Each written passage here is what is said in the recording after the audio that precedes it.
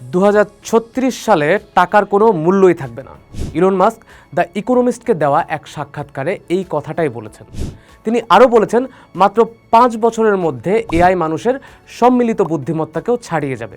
এদিকে মেটার প্রধান mark Zuckerberg গত 29 জুলাই বিনিয়োগকারীদের উদ্দেশ্যে বলেছেন, আগামী 5 বছরের মধ্যে কোটি কোটি মানুষের নিজস্ব একটা এআই এজেন্ট থাকবে। আপনাকে আর কিছুই করতে হবে না। এই এজেন্ট দিনরাত আপনার ফিন্যান্স, হেলথ আর যোগাযোগ সব সামলে দেবে। এই তো 2023 সালে চ্যাটজিপিটি আসার পর এক ধাক্কায় আমরা যেন ভবিষ্যতের পৃথিবীতে ঢুকে পড়লাম। কিন্তু ভেবে দেখেছেন, এই এআই কি সত্যি আমাদের জীবনকে সহজ করছে? একটা জিনিস মাথায় রাখেন, যারা এআই তৈরি করছে তারা কিন্তু ব্যবসায়ী। এই কয়েকজন ব্যবসায়ী তাদের ব্যবসার জন্য আমাদের ভবিষ্যৎটাই কি বিক্রি করে দিচ্ছে না? উত্তরে ফিরব, তার আগে আপনার আমার ভবিষ্যতের মার্কেট ভ্যালু কত সেইটা জানা দরকার। শুধু 4টা মার্কিন কোম্পানি, অ্যামাজন, গুগল, মেটা আর মাইক্রোসফট, এরা 2026 সালে এআই ইন্ডাস্ট্রিতে প্রায় $725 বিলিয়ন বিনিয়োগ করেছে। মাত্র এক বছরে এই বিনিয়োগ বেড়েছে 77%। বিশ্লেষকরা বলছেন 2027 সালে এটা $1 ট্রিলিয়ন ছাড়াবে।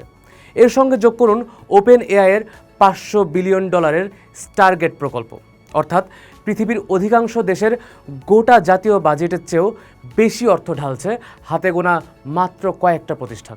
কিন্তু এর বিপরীতে একটা অদ্ভুত ঘটনা ঘটেছে। জাকারবার্গ যেদিন এআইয়ের স্বপ্ন বিক্রি করলেন, সেদিনই মেটার শেয়ার প্রায় 10% পড়ে গিয়েছিল। কোম্পানিটির নগদ অর্থের প্রবাহ এক বছরে প্রায় $855 কোটি থেকে নেমে দাঁড়িয়েছে $78 কোটি।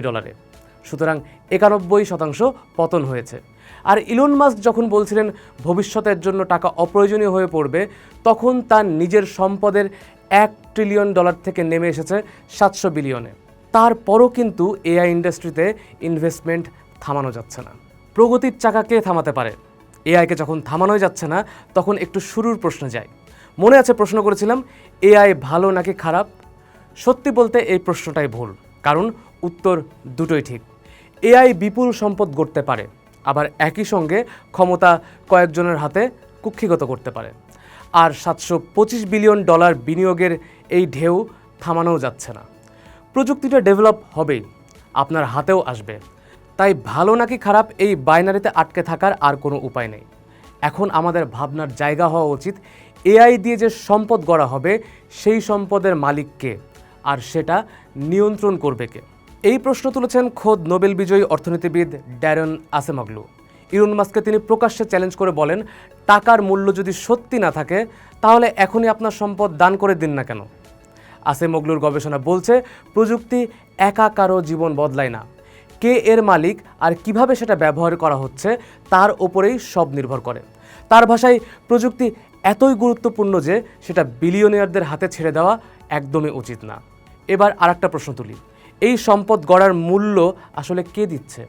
জাতিসংঘ ও আইইএ এর প্রতিবেদন বলছে, ডেটা সেন্টার 2030 সালের মধ্যে যত বিদ্যুৎ খরচ করবে তা গোটা জাপানের বার্ষিক বিদ্যুৎ ব্যবহারের চেয়েও বেশি। ডেটা সেন্টার যদি আলাদা একটি দেশ হতো, তাহলে বিদ্যুৎ ব্যবহারে সেটা হতো বিশ্বের 6ষ্ঠ বৃহত্তম দেশ।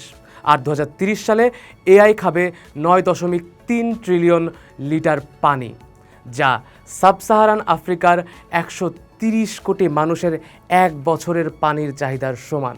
অথচ এই বিদ্যুৎ বৃদ্ধির প্রায় 80%ই ঘটছে চীন আর যুক্তরাষ্ট্রে। অর্থাৎ ইন্ডাস্ট্রি, লাভ আর নিয়ন্ত্রণ সবই কেন্দ্রীভূত হচ্ছে দুই পরাশক্তির হাতে।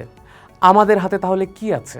এই কারণেই মার্কিন সিনেটর বার্নি স্যান্ডার্স বলেছেন, আমরা মুষ্টিমেয় কয়েকজন বিলিয়নিয়ার টেক অলিগর্ককে আমাদের অর্থনীতি আর গণতন্ত্রের ভবিষ্যৎ ঠিক করতে দিতে পারি না।